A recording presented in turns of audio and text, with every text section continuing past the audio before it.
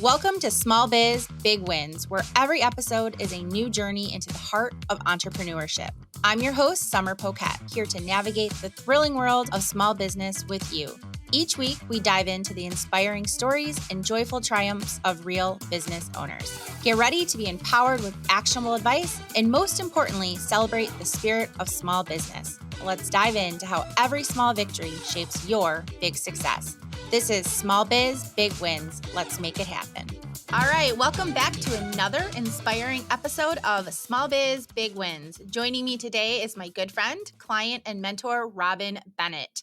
Robin Bennet and her husband, Barry, own the Sunglass Shop, which is now in 4 Michigan locations: Petoskey, Charlevoix, Traverse City, and Saugatuck. They carry optical and sunglass frames from only the best brands such as Maui Jim, LaFont, Ray-Ban, Tom Ford, Dutz, and the list goes on. Truly an amazing collection of unique and handcrafted frames from around the world, and I own many. I think I'm wearing LaFont right now. And I have a pair of Salt right here, and I have Maui Jim in my car. So I definitely know they carry a lot of great sunglasses and optical. I invited Robin to the show because she has a wealth of knowledge running retail stores and expanding her business to 4 locations, which is not easy to manage. So welcome, Robin. Thank you. I really didn't realize this was a video, so I wear my look, but I am wearing my favorite brand, which is Maui Jim. Yeah, you're looking good. So if anyone is tuning in to YouTube, they can check out our eyewear. I love that. So before we start, I have a very long list of questions. Actually, not too long, but I want you to tell me a little bit about how you got started in business and how the Sunglass Shop really originated. I think it's a really cool story. Your background is actually in broadcasting, and you have photography experience, and a business wasn't what you really thought you would start out with doing when you were at Central Michigan University. So how did this come to be? Well, it all started in 89 and 1989, and my husband was the band director here in Petoskey, Michigan, and he had summers off. And so he was bored because he needs to be busy, and his dad was a eye doctor. And so he decided to open up a sunglass shop in Charlevoix, Michigan. So he opened it when school got out, and he would close it when he went back to school. So it was very, very seasonal, which accommodated at that time the Charlevoix community. And then in 1998, his mom and dad retired and moved up and started helping him out with the store. And it actually got to stay open longer, for the season. Mm-hmm. And they really enjoyed it because they didn't have to do all the nitty gritty business stuff, but they could just sell and talk to people, and just had a really good time with the business. So then my husband and I decided to start another store, or open another store. And we had just adopted a couple kids back in 2000, and I stayed home with them. I was in I was in broadcasting, but more Production. camera and more of the production, uh, like I'm now. But so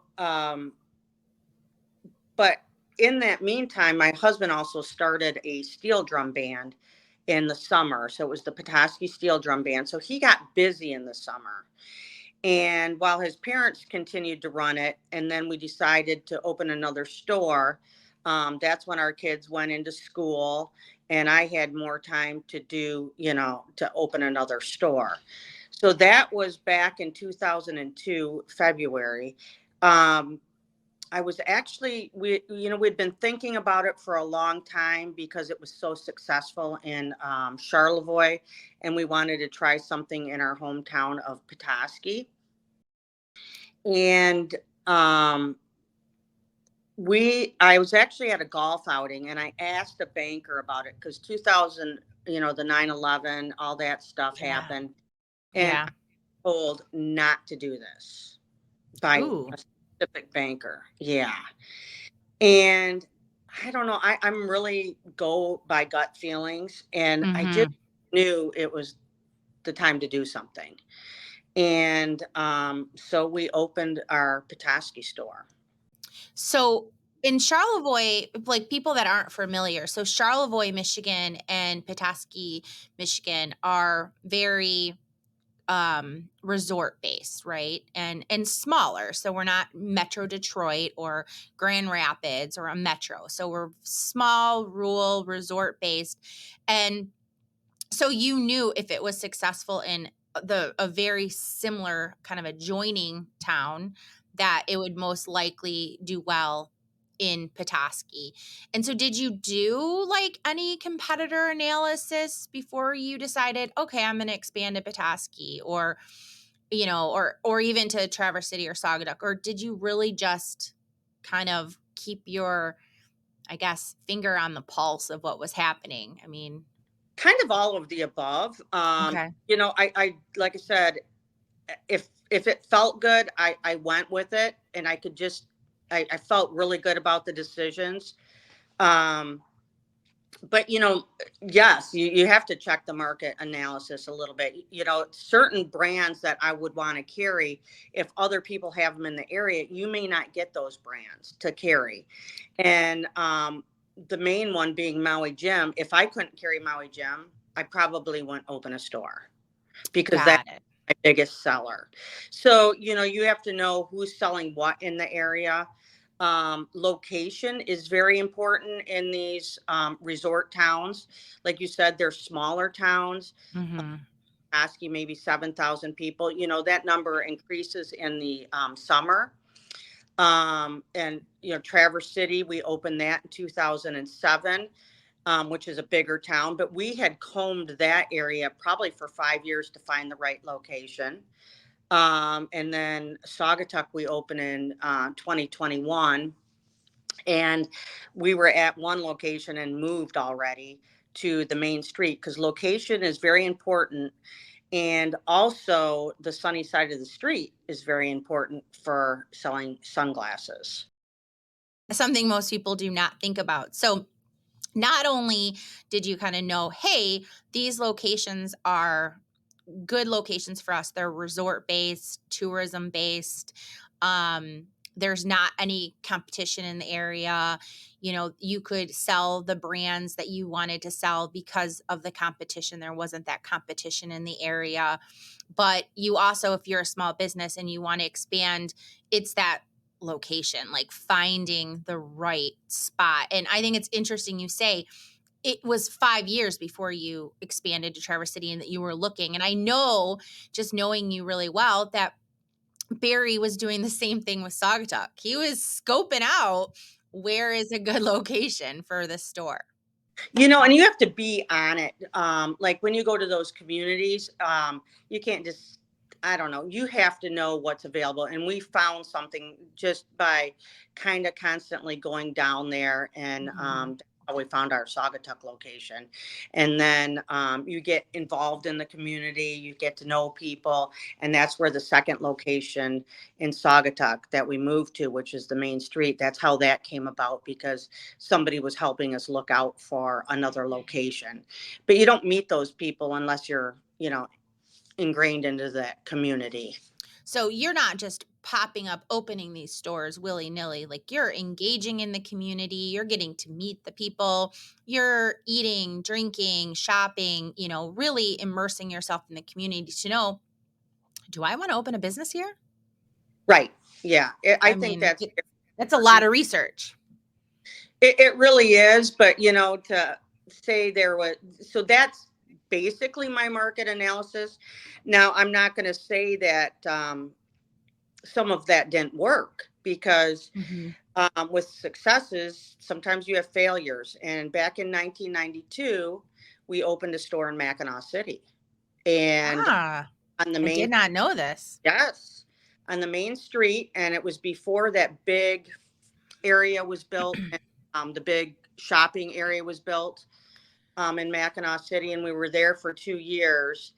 And it at that point, it was not the right clientele. Um, you know, Got it. if you sold certain things, we had one young man come in and we said, it's, my husband said it was 230 and he thought it was $2.30 instead of 230. So it was the wrong clientele base. I mean, So you know your target market. That's the other thing. You're selling brands like Maui Jim that don't offer discounts. Maui Jim never goes on sale. So you are going to pay that price whether you are buying it in Saugatuck or LA. It's just the way it goes. And so you not only were you keen on the communities that you wanted to be in, the location in those communities, but you had to know if those communities had that target market coming in to buy at your price point. exactly, exactly.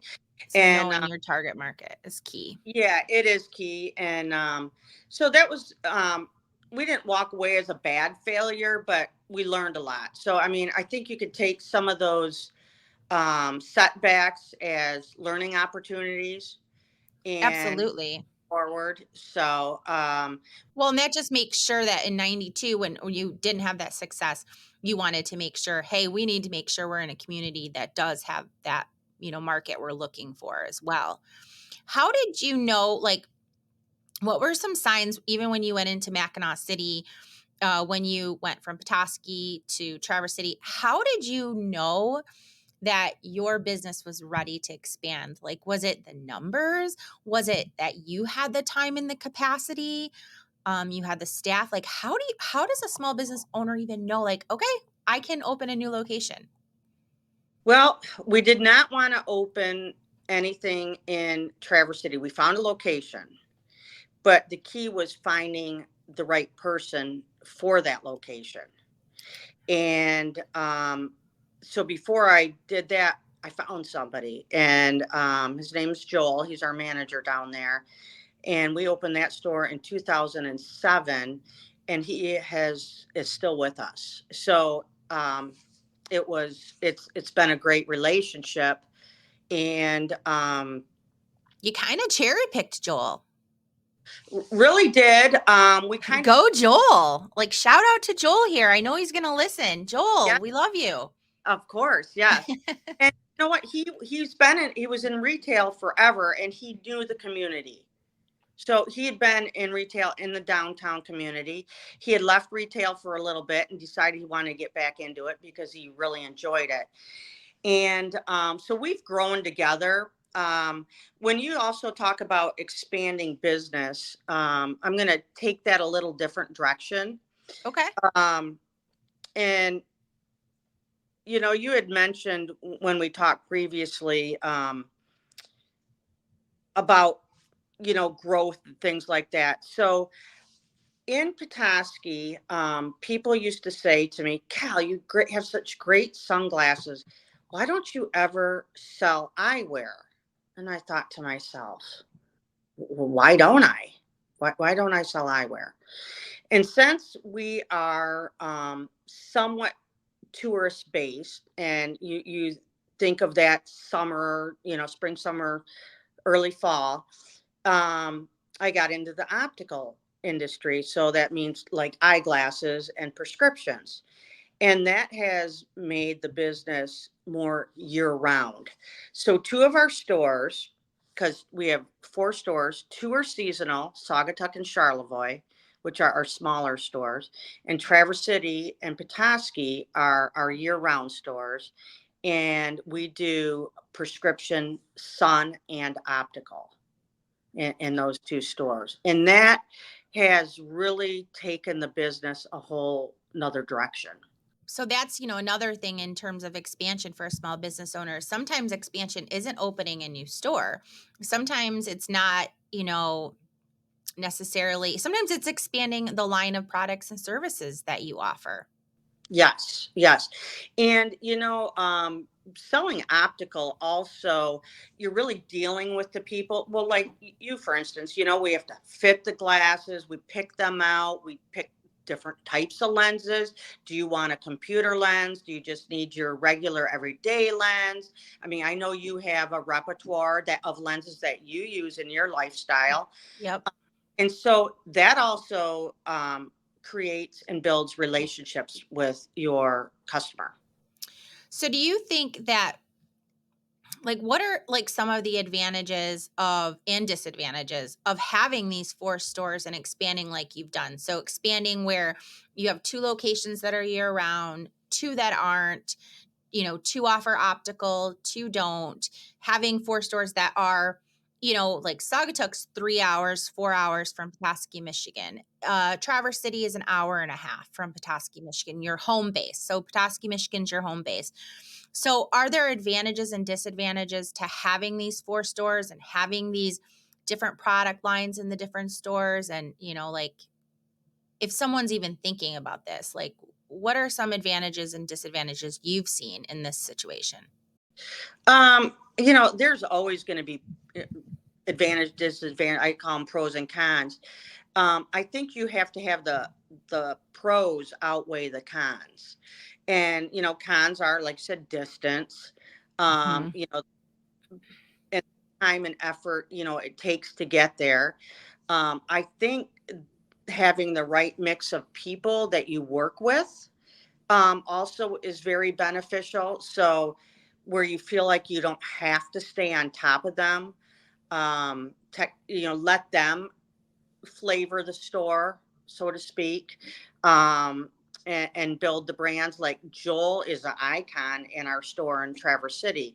I don't need to go micromanage him, at all. I mean, we talk a lot. We have nice relationships, with our store employees. I think that's really important. But, a con is, distance if you want to go down there. But I've also turned that con into a pro and just make it a nice little getaway to go down there. It's fun to go um, sit at a different restaurant in that area. It's fun to rent an Airbnb and check out the area. I brought other employees down and to enjoy the area and to work. So I try to have a good work balance of fun and work, and I think we accomplished that. Um, so Yeah, no, I definitely think you've done. Done that. I've been on some of your work trips. They're a little fun. So, um, and some of what I'm hearing here too is, you know, even though there's some disadvantages like location, what I've seen you do personally, handling some of your marketing is that some of those locations, because they don't offer, optical, like people in Charlevoix, because they buy their sunglasses from you, they will travel the distance to Traverse City or to Petoskey to get their optical from you. Or they're in Saugatuck and they're like, hey, I'm going to be up in Petoskey. You can make my Maui gyms optical. Oh my gosh. When I'm up there, I'm going to, do business with you. So some of those, cons have actually turned into new customers and clients that have stuck around with you year after year. yeah, we have some. I built some nice relationships with customers, really nice relationships. Actually, they'll be long-term relationships. Going to, the families' weddings and stuff like that. So Yeah, I've seen that firsthand, which is pretty amazing. So, Robin, we're going to take a really quick break, and then you've kind of started the conversation, but we're going to talk a little bit about staff and inventory and how you keep it all straight after this break. A quick shout out to our sponsor, Keep It Real Social, an award winning marketing agency. They're not just marketers, but storytellers, making your business shine. Thanks to Keep It Real Social for empowering us and our listeners in the digital world. For your digital marketing solutions, check out keepitrealsocial.com. Back to Small Biz Big Wins for more insights and inspiration. All right. So we're back. And like I said, Robin started talking about her staff. We're talking about Joel. We love Joel. You have other staff that you absolutely adore. I know a lot of them personally. How do you manage 4 stores, 4, staffing 4 stores and all of the inventory because they all carry slightly different inventory. I know Saugatuck has some merchandise like candles and some really fun gifts in the store. Charlevoix, I've seen t-shirts. So how do you manage it all? Like if someone wants to expand, that's a lot of stores. It is. I don't feel too overwhelmed. I guess you surround yourself with good people. I actually have Janelle sitting here with me, and she's in my Petoskey store with me. And sometimes you have to know your own weaknesses, I think, and surround yourself with people that can support those. She knows how to dot the I and cross the T. I might see a squirrel and run the other way. No, That's not you. Yeah, yeah. So, I think of my mind as a little more creative. I'm not very detail specific, I would say. I can be. But I think you have to surround yourself with the right people and the right tools. So, like, I have you do all my marketing. I mean, could I do marketing? Yeah. Could I do it well? No. And do you have the time? Like that's a great, Inventory. We just went down and did all the inventory scanning in Traverse City yesterday. I can't sit and do all that inventory scanning. So I had Janelle and Jane down there with me, and I redecorated the whole window down there because we are going to start doing construction down there next week. And so I went and got all the paint. I went and did this. I went and did that. I am more of that type of a person. Um, and to back it up, I don't want to go off on that, but you were talking about inventory. I also recently hired an inventory management company. So that has um, just begun in the fall. Well, yeah, pretty much in the fall. Wow. And so we're starting to see trends with that. Um, and I think that's going to take us in another good direction. They really dissect everything. We do have a computer program that we use for our retail business, and it's called iCloud Pro, and it's very specific to eyewear. And so it ties all 4 stores together with inventory. I can see everything that's going on. If somebody's having a problem ringing somebody up, I can log into it and do it from up here.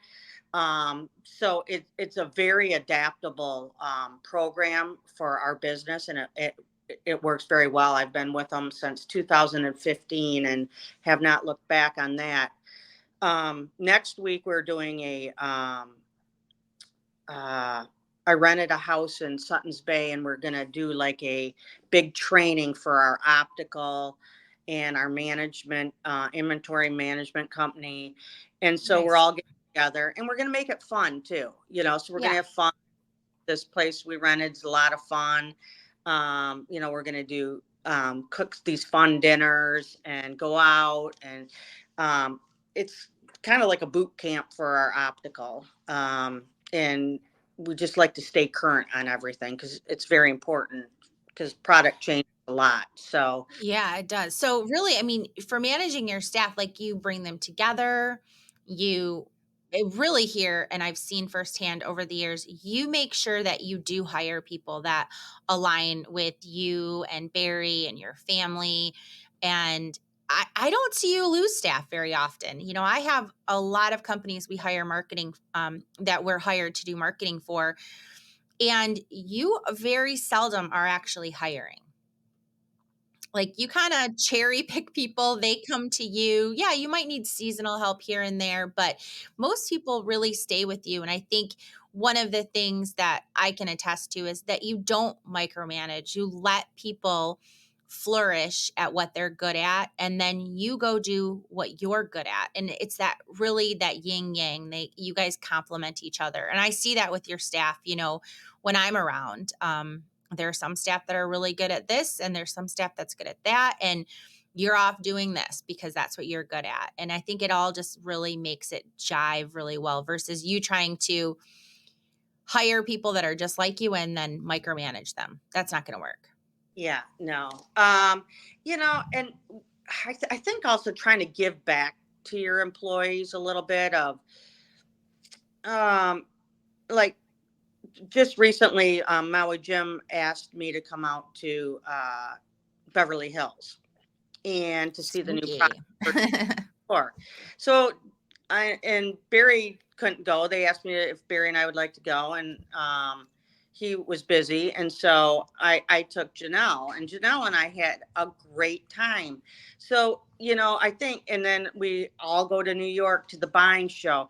I think getting your employees excited about what you sell is also important, and letting them have the opportunity to choose some of those frames, because if they like them, they could sell them.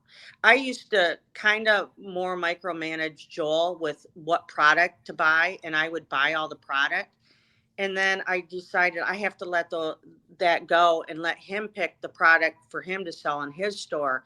Because if you're not invested in the product yourself, it's harder to sell. For sure. For sure. And it's almost like investing in the product, but you feel a little ownership in the company as well. Like, you're proud to share that, okay, we just got this new line in, or I picked out these colors because I love them and then I can share them with you, or I did the window and I'm proud that, I decorated that, or whatever it might be. You feel that ownership as though, yes, it's your company, but the people are helping you build this company and you don't take that for granted.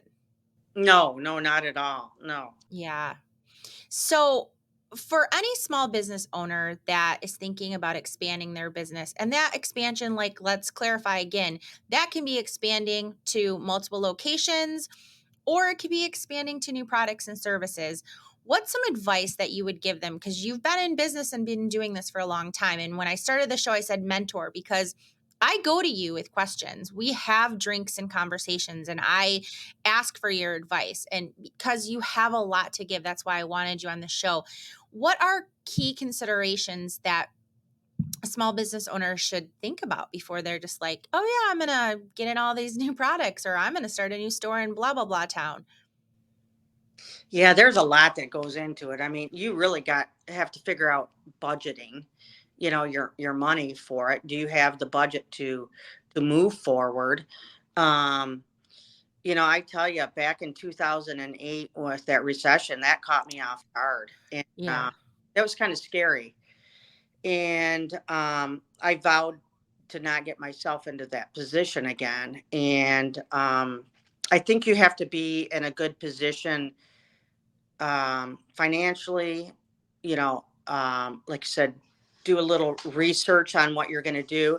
I think you can try new things. Like I've tried things in the Saugatuck store with a candle line and this and this and this, and the buy-in is not very big. And so can you afford to lose, X amount? I mean, you're not going to lose it all. Sure. But, so trying new things, because some things, might stick very well. And some of those things that we have done down there have worked out very well. I like I said, just, I also think not having, if you're going to expand in product, is research what's in your town. That's key, and we've talked about this a lot. Yeah, and actually, in the next episode, right after you actually have an interview with Jennifer Shorter, and as you know, when it comes to retail, Jennifer is a little retail guru, and knowing what is in your town is so important, and having that relationship with fellow retailers, because I know you have a great relationship with the retailers throughout all of the cities you're located in, and they'll come to you and even give you some advice on what you could carry because they've been to a show and been like, hey, this might really go well in your store. So even your so-called retail competitors, right, are kind of teamed up with you in some ways, like, because they feel like they can trust you, and you care about them too, knowing that you're researching what is in the town, and you don't want to have Maui Jim if someone else has it across the street. That doesn't do anybody any good. And a lot of reps won't let that happen either. But and if there is a competitor in town, which I mean there are some in our town, Sure. I think you're better off being friend than foe. I think that's a A very hundred important, percent. is to be a friend than a foe. And it's a lot more positive. Yeah, that is really great advice. So if you're a small business owner listening, it's definitely think about your budget. Do your research, your market research. And, I heard earlier in the show, it might take 5 years. You might not be able to open a store right away, but you can start now doing that research. And you can do, in the meantime, kind of some low risk, trials on things, right? So those are really important too. So, Robin, I ask all my guests one final question. And what is a big win that you've had in business that you can share to inspire others? I think you've shared a lot in this episode that will inspire others, but is there something big that has happened? It doesn't mean monetary. We've talked about this before. Something big that's happened, like you're honored with an award, invited on a trip, recognized by your peers. Mm. Well, saying Mm. that, I had a lot of big wins. You have. Since I've known you, you've had some really big wins. So I'm really excited to see or hear what you're going to share as a big win. I should have placed a bet on this because I've got one in my head. I'm like, is she going to say Oh, God, I mean, sometimes it? that's wrong. A big win sounds like you're bragging a little bit. I don't know. I don't That's okay. like I that. mean, I think it's okay to sometimes pat ourselves on the back. I mean, if you're in business, it can be kind of lonely, right? And so there's got to be something that you're super proud of that, you Oh, know, and you've this- worked really hard to get to that, you want to share. okay. First of all, my business is not lonely. Like I said, I surround myself. Well, that So, is true. Your business is not lonely. big wins, gal. I have, like I said, we just went out to Beverly Hills. They flew us out there, put us up at the Beverly Hills Hotel. I mean, who wouldn't want that to see the whole new line for 2024 of Maui Jim and where they're going with their marketing? Because that company was sold about a year and a half ago and is now owned by an Italian company. So that's exciting. I've been to Hawaii several times with Maui Jim. Um, had some great experiences with that. I've sat on some panels out in New York for optical. I don't know. I just think it comes with the territory. I don't know if it's I think it's a testament, though, to how hard you've worked and how much you network and you try, like you bring in people to educate your staff. Maui Jim and your reps see how hard you work. I mean, I know they do firsthand, knowing some of your Maui Jim reps. They see how hard you work and how hard you educate your consumer and your staff on the product they are buying and why the price is worth paying for the lens and for the frame. well, I did go to London too with Tom Davies Eyewear for his 15th Yes, you did. and the opening of his factory in London, and that was pretty cool. Um, yeah, my biggest thing is it's really selfish. It was a golf related thing. This is the one I bet on right here Oh, that you would say. so in 2019, so I'm really into watching the women's golf, and there's a thing called the Solheim Cup. It's like the men's Ryder Cup. It's the U.S. against the Europeans. And I was over in Spain, and the gentleman that was head of all golf and tennis for Maui Jim said, "Oh, if you're going to be there, do you want to help me, fit all the players. So I got to fit all the players, the European and the Americans, inside their team rooms. Um, that was the ultimate thing. I don't ever want to tell my husband that was the best day of my life, but and it, See, that's what I'm talking about as a big win for a business owner. It doesn't have to be that you had a big payout. It doesn't have to be, it's that filled your cup. That was exciting to you. It was oh a my, dream come true.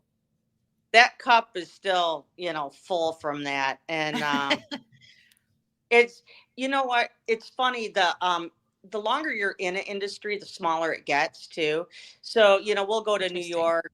Even now my employees are recognized because I've brought them there enough, by Tom Davies himself, and the people at LaFont Eyewear, and because that's a family owned business. LaFont, it's over 100 years old, 4 generations, and you know them, Yep. and you know the other big takeaway though that I have is definitely going into the optical, for a business win. The optical has changed everything in our business. It really has. It's growing our business. It's making it more year round. It's fun. It's exciting. We have to do a lot of studying for the optical. Uh, Yeah. I like learning like that. I'm a hands-on person. Um, and so I've really enjoyed that, and it's been really good for our business.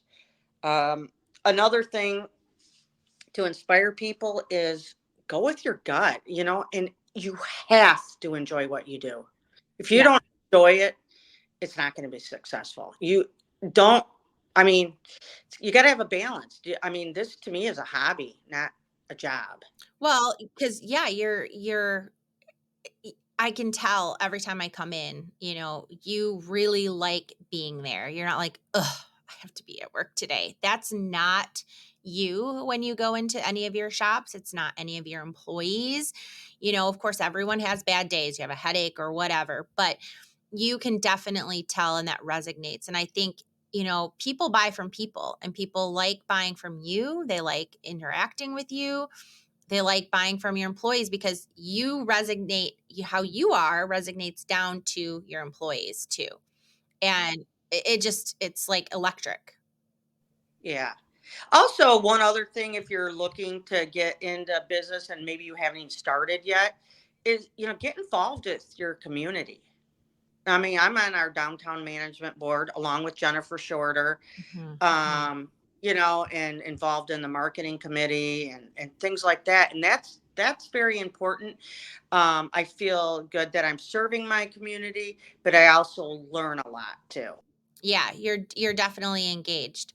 I have to tell you, Robin, we could talk for another hour. Well, we usually do. So I don't want anyone to get bored listening to us for sure, but there's so much to talk about. We're definitely going to have another podcast episode with you. So I just really appreciate your time. I know that you've closed the store right now for us so that we could have this conversation, which I really appreciate, because I know that you've helped other small business owners. You help me all the time. So thank you so much.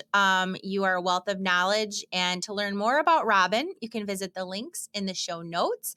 Definitely follow her on social. Um, to all of you who have tuned in, thank you so much. I hope you took away one nugget or hopefully multiple from this podcast, and they will inspire you. Small business ownership, I say it can be lonely, but Robin is right. When you surround yourself with the right people and your right staff, it is not lonely. Sometimes the lonely part might be balancing your checkbook or the personal struggles that you don't share with anyone. But every Tuesday, we're here to make sure that we inspire you. And if you loved what you've heard, subscribe to Small Biz Big Wins on Spotify, Apple Podcasts, and of course here on YouTube. And don't forget to leave us a review. More positive reviews help other business owners like you find our podcast and tune in. In the next couple of weeks, we'll be chatting about building a positive work culture, tips for helping your small business be discovered online, and so much more. So don't miss out. Thanks again, Robin, for joining us today.